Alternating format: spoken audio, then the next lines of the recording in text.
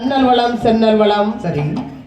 இவ்வளங்கள் ஒருங்கி அமையப்பெற்ற நாடு எந்த நாடம்மா? அயோத்தி மாநகரம். சபாஸ். அந்த அயோத்தி மாநகரத்தை அதிரதன் புதல்வனாகிய சரி தசரதபுமான் ஆண்டு வருகின்றார்கள். ஆமா. இவர்கள் இப்படி ஆண்டு வரக்கூடிய சமயம் சரி அங்கே மாதம் மும்மாறி மழை பொழிகின்றதாம். ஆமா.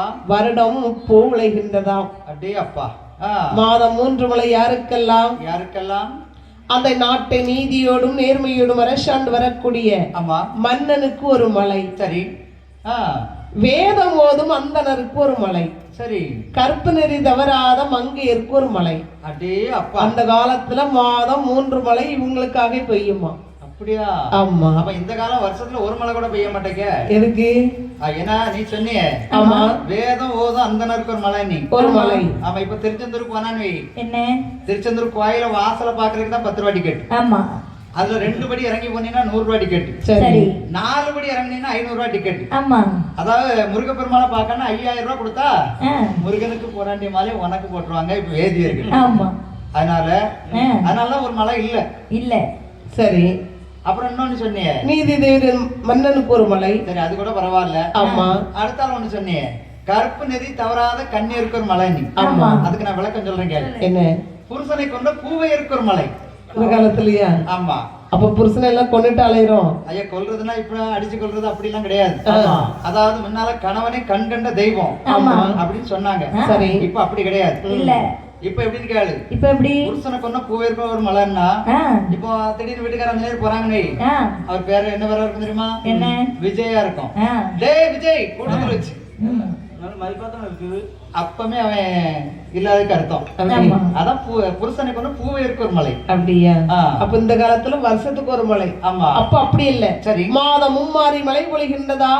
வருடம் முப்பு விளைகின்றது. சரி. அந்த நாட்டு மன்னன் நீதியோடும் நேர்மையோடும் ஆறில் ஒரு கடமை வாங்கி சரி அசையாத மணியும் கட்டி ஒலி சற்றும் குறைவில்லாமல் குவலயத்தை ஆண்டு வருகின்றார். ஆமா. ஏன்னா ஆறில் ஒரு கடமை. இப்படி தசரதபுமான் ஆண்டு வரக்கூடிய சமயம் அவருக்கு 3 மனைவிமார்கள். ஒரு ஆளுக்காம 3 மனைவி. ஆமா. என்னடா பெரிய ஆச்சரியமா இருக்கு. என்ன? ஒரு மனைவி கட்டி வச்சுட்டு நம்ம படாத பாடுபடாண்டி இருக்க. அப்படியா? 3 மனைவிங்க அதான் கேக்குறேன். அவர் கொடுத்து வச்சவருடா.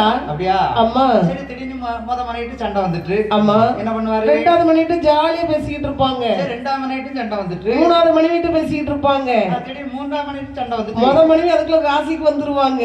அப்படியா? அப்படிதானே. கொஞ்ச நாள் தானே கோவத்துல இருப்போம். அப்ப மனைவிக்கு பஞ்சம்லாம் சொல்லு. பஞ்சமே கிடையாது. அப்படியா? மன்னர்லாம் 3 கட்டுவாங்களாம். அப்படியா? ஆமா. நீ பிச்சைக்காரன் 1 தான் கட்ட முடியும். ஒரு மனைவி கட்டி சேலை எடுத்து கொடுக்க முடியலப்பா. 5000 ரூபாய் படிய பாடு பெரும்பாடுலாம் 5000 ரூபாய் 10000 ரூபாய் சேலை கேக்குறாங்க. எடுத்து கொடுக்க முடியல. அந்த 3 மனைவி எப்படி கட்டினாரு? ஆமா. அதான் கொடுத்து வச்ச ஒரு மன்னன். அப்படியா? அழகாகவி, சரி, கோசலை, ஆமா, கைகேசி, சரி, சுமத்திரை என்று 3 பெண்ணை பார்த்து இந்த மன்னனுக்கு திருமணத்தை செய்து முடித்தார்கள். ஆமா. இந்த தசரதபுமான் 3 மனைவியோடு வாழ்ந்து வரக்கூடிய சமயம் இந்த மன்னனுக்கு சொத்தால் குறைவில்லை, சுகத்தால் தாழ்வில்லை, பாலால் குறைவில்லை, பவசால் தாழ்வில்லை. இந்த மன்னனாகிய தசரதபுமானுக்கு மதலை இல்லாத குறை பெரிய மனக்குறையாகிவிட்டது. எத்தனையோ செல்வங்கள் வாரி வாரி கொடுத்த போதிலும் 3 பெண்ணுக்கு குழந்தை இல்லைன்னா அந்த வீடு எப்படி இருக்கும் பாருங்க. ஏன்னா 3 பெண்ணு குழந்தை இல்லைன்னு சொன்னா தன்னால எங்கேயும் போய் உட்கார முடியாது. ஏன்? எங்க போய் உட்கார்ந்தாலும் அங்க இருந்து நச்சரிச்சுக்கிட்டே இருப்பான் மனைவி. சரி. இங்க பாருங்க ஒரு குழந்தைக்கு வழி இல்லையே அப்படின்னு எந்த சைடு உட்கார்ந்தாலும் முடியாது. ஆமா. அப்படி மன வருத்தத்தோட இருக்கின்ற போது சரி பார்த்தாரு இங்கே. ஆமா. அப்படி குரு விட்டு வருகின்றார். சரி. ஐயா என்னப்பா? ஒரு பெண்ணுக்கு 3 பெண்ணை மாலை மனம் முடித்த போதிலும் சரி இந்த அயோத்தியா பூமியை அரசாள்வதற்கு ஒரு பாலகன் இல்லாமல் போய்விட்டானே. ஆமா. என்ற உடனே சரி பார்த்தார் அங்க வரிஷ்ட மகாமுனிவர் உடனடியாகவே சரி ஒரு புத்திர காமேட்சி யாகம் செய்ய வேண்டும். சரி. போன ஜென்மத்திலே நீ செய்த ஒரு பாவம் இந்த ஜென்மத்தில் குழந்தை இல்லாமல் இருக்கின்றது. சரி. உடனே புத்திர காமேட்சி யாகம் செய்ய வேண்டும் என்று சொல்லி உடனடியாகவே கலைக்கோட்டு மகாமுனிவரை வரவழைத்தார்கள். கலைக்கோட்டு மகாமுனிவரை வந்து இந்த அயோத்தியா பூமியிலே புத்திர காமேட்சி யாகம் செய்தார்கள். யாகம் நடந்து கொண்டிருக்கின்றது. அந்த யாகத்திலே ஒரு தங்க கிண்ணியிலே பாயாசத்தோடு ஒரு பூதமானது வந்து பிறக்கின்றது. பார்த்தார் அங்கே வசிஷ்ட மகாமுனிவர். சரி. அப்பா தசரதா சுவாமி இதோ பார்த்தாய ஒரு பூதமானது தங்க கிண்ணியிலே பாயாசத்தோடு தோன்றி இருக்கிறது. இந்த பாயாசத்தை எடுத்து உன் 3 மனைவிமாருக்கு பங்கிட்டு கொடுப்பா. அப்படி ஆகட்டும். எம்ம கோசலா என்ன இந்த உனக்கு ஒரு பங்கு. எம்ம கைகேயி இந்த உனக்கு ஒரு பங்கு. சரி. எம்ம சுமித்ரா இந்த உனக்கு ஒரு பங்கு. இந்த மிச்ச மீதியில நீ சாப்பிடுமா? ஏன் அவளுக்கு மட்டும் 2? அது 3வது மனைவி. ஆள்ல அழகி. சரி. செல்ல மனைவி. புள்ள கொஞ்சம் இளம் பிள்ளை. இளம் பிள்ளை. அப்ப மூத்த பிள்ளை கிளடாயிட்டோம். ஆமா மாதிரி 60 வயசு. யாரு வேணாலும் பாரு. கொஞ்சம் வயசா இருந்தா அது ஒரு அப்படியா? அப்ப 3வது மனைவிக்கு 2 பங்கு. ஆமா. அப்படி 4 பங்காகவே தசரத பெருமான் பங்கிட்டு கொடுத்தார்கள். சரி. பாயாசத்தின் சாப்பிட்டன் காரணமாகவே ஆமா கோசலை, கைகேசி, சுமத்ரை ஆமா 3 பேரும் சரி அன்று முதல் குளி மறந்தார்கள். அப்ப பாயாசம் சாப்பிடணும் குளிக்க மறந்துட்டாங்களா? குளிக்க மறந்தாங்களா? நானே என் வீட்டுக்காரிக்கு பாயாசம் வச்சு தான் கொடுத்து பாக்கேன். அவ குளிச்சுட்டே தான் இருக்காளோ? இல்ல கேக்குறேன், குளிக்க மறந்துட்டாங்க. அன்னைக்கு பைப்ல இருந்து தண்ணி வராம போயிட்டா. ஊரு கேட்டவனே என்ன அந்த அம்மா மெழுகாம ஆயிட்டாங்க. இருக்கலாம். என்ன ஏன்னா முன்னால வீட்டுக்கு 1-2 மாடு வளர்ப்பாங்க. இப்ப யாரும் மாடு வளர்க்கறதே இல்ல. பூரா எந்த வீட்டை பார்த்தாலும் டைல்ஸ். அதனால வீடு மெழுக முடியாது. அதனால அம்மா மெழுகாம இருக்காங்க. இல்லடா அந்த அம்மா உண்டா இருக்கிறாங்க. ஆமா. ஏன்னா இப்ப முன்னால எல்லாம் கோயில் எந்த கோயிலும் சாப்பாடே கிடைக்காது. பத்துக்க கிடைக்காது. இப்ப எந்த கோயில போனாலும் அன்னதானம். ஆமா. இன்னைக்கு எப்படி இருந்துச்சு பத்தியா? சாப்பாடு போட்டலாம் ஜம்முட்டு இருந்து இப்படி போட்டப்ப அவங்க சாப்பிட்டு கொண்டாவதானே செய்வாங்க. அப்படியா? ஆமா. அந்த அம்மா கொஞ்சம் அப்படி இப்படி இருக்கிறாங்கன்னு.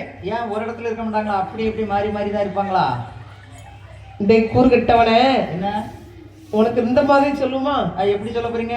கன்சிவா இருக்காங்க. கண்ணுக்கு வந்து போயிருக்காங்க. அப்ப நம்ம போக வேண்டிய இடம் வந்து நேரே திருநெல்வேலி அரவிந்த் ஆஸ்பத்திரிக்கு போனோம். உங்க அம்மையை கொண்டு சேரு அரவிந்த்ல. என்ன கூறு கட்டவனு கன்சிவா இருக்காங்கன்னா கர்ப்பமா இருக்காங்க. கர்ப்பம்னா கருப்பாயிட்டாங்கம்பா. அதுக்கும் கேக்குறேன். உனக்கு வந்து நான் சொல்றேன், சொல்லு பாப்போம். புள்ள உண்டாயிருக்காங்க. இதுக்கு போய் இவ்வளவு இழுவலிக்கம்மா மெழுகாம இருக்காங்க இருக்கான்னு சொல்றான். கண்ணு சிவந்து போச்சுன்னு சொல்றான். இதெல்லாம் மறைமுகமா அப்படிதான் சொல்லுவாங்க. அப்படி இப்படி இருக்காங்க அப்படியா அப்படின்னு சொல்லுவாங்க. கண்ணு சிவந்து போயிருக்காங்கன்னா எங்க பாட்டு அவன் கொண்டாட்டி இவ்வளவு கதையும் செய்யல. அப்படியா? அதனால அவருக்கு தெரியல. அதான் கேட்டான் விவரத்தை. எங்க பாட்டி ஒரு ஆள் கண் சிவந்து போயிருந்தா அப்ப ஒருவேளை அப்படிதான் இருக்குமோ? எல்லாம் சரஸ்வதியா? அப்ப அவ கன்சிவா தான் இருக்காளோ? இல்ல கேக்குறேன் அம்மா, அதான் கேக்குறேன். அப்படியா? சரி. அன்று முதல் குளி மறந்து ஆமா அந்த பெண்கொடியால் சரி மாதம் 10 ஆமா வைகுந்தம் வாசம் செய்யக்கூடிய என் பெருமாளாகிய விஷ்ணு சரி தன் கரத்தில் இருக்கக்கூடிய சங்கு, சக்கரம், கதை இவையெல்லாம் தம்பிமாராக பிறவி செய்து அயோத்தியா பூமியிலே கோசலையாள் திருவயதே